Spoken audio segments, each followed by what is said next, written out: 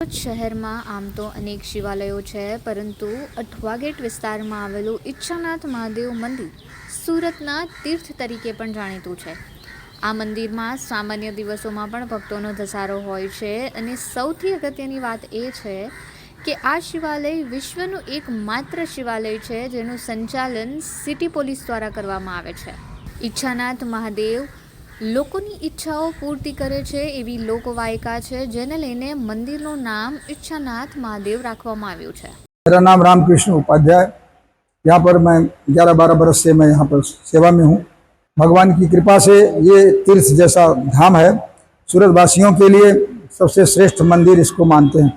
75 बरस पुराना ये मंदिर हमें जानकारी है। इसका सारा कार्यभार पुलिस डिपार्टमेंट के द्वारा ही सब कुछ होता है। पुलिस कमिश्नर साहब इसके अध्यक्ष हैं। आगामी 5 ऑगस्ट थी पवित्र श्रावण मास शुरू थशे अने शिवालयों में महादेवना दर्शन माटे दर्शनार्थीओ दूर दूर सुधी दूर लांबी लाइन में ऊभा रहेशे। त्यारे अठवा लाइन्स विस्तार में आवेला इच्छानाथ महादेव मंदिर में भक्तों पोतानुं मन शांत करवा माटे आवे छे। इच्छानाथ महादेव मंदिर 75 वर्ष पहला बनाववामां आव्युं हतुं।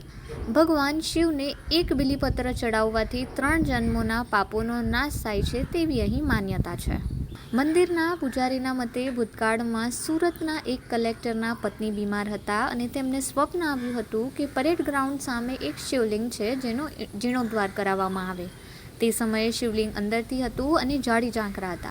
શિવલિંગ કાઢવાનો પ્રયત્ન કરવામાં આવ્યો પરંતુ તે નિષ્ફળ ગયો હતો, જેથી જે તે સ્થળે જ આ મંદિરનું નિર્માણ કાર્ય કરવામાં આવ્યું હતું અને કલેક્ટરના પત્ની ચમત્કારિક રૂપે સ્વસ્થ પણ થઈ ગયા હતા અને બસ ત્યારથી જ લોકોની શ્રદ્ધા અહીં જોડાયેલી છે। यहाँ पर एक 75 बरस पहले एक कलेक्टर थे, इनकी पत्नी बीमार थी और उनको सपना हुआ रात में। ये तब यहाँ मंदिर नहीं था, छोटा सा मतलब निकले हुए थे भगवान, लेकिन यही बताया कि एक ऐसा ही था। तो वहाँ पर वो बोले कि उनका जीर्णोद्धार कराओगे तो आपकी पत्नी ठीक हो जाएंगी। तो जब वो आए देखा तो वहाँ पर कुछ था नहीं, खाली पत्ता वत्ता हटा करके, और उन्होंने फिर उसका जीर्णोद्धार कराने के लिए संकल्प लिया और दूसरे दिन से पत्नी चमत्कारी रूप से ठीक होने लगी। डॉक्टर लोग भी चमत्कृत हुए। फिर कई लोगों ने मान्यता रखा, उनकी सारी मान्यताएं पूरी होने लगी। पब्लिक दूर पड़ी, सब लोग मिलकर के बनाए इसको। અહીં દરરોજ 4 વખત પૂજા થાય છે। શિવ માનસ પૂજા, रुद्राभिषेक પણ થાય છે। દરરોજ રાત્રે 9 થી 11 વાગ્યા સુધી શિવલિંગનો અભિષેક કરી શૃંગાર કરવામાં આવે છે। સોમવારે દિવસે વિવિધ પ્રકારના હજારો ફૂલોથી આ શૃંગાર કરવામાં આવે છે અને મહાદેવના આ શૃંગારને જોવા માટે લોકો દૂર દૂરથી આવે છે।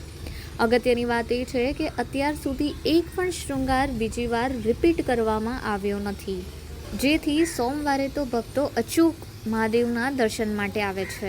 हर प्रकार से सोमवार के दिन यहाँ पर हर सोमवार को श्रृंगार होता है और उस श्रृंगार को देखने के लिए लोग 11 बजे तक रात तक आते हैं। बहुत ही अच्छा श्रृंगार होता है और हमेशा आज तक श्रृंगार रिपीट नहीं हुआ। हजारों श्रृंगार हो चुका है, रिपीट नहीं होता है।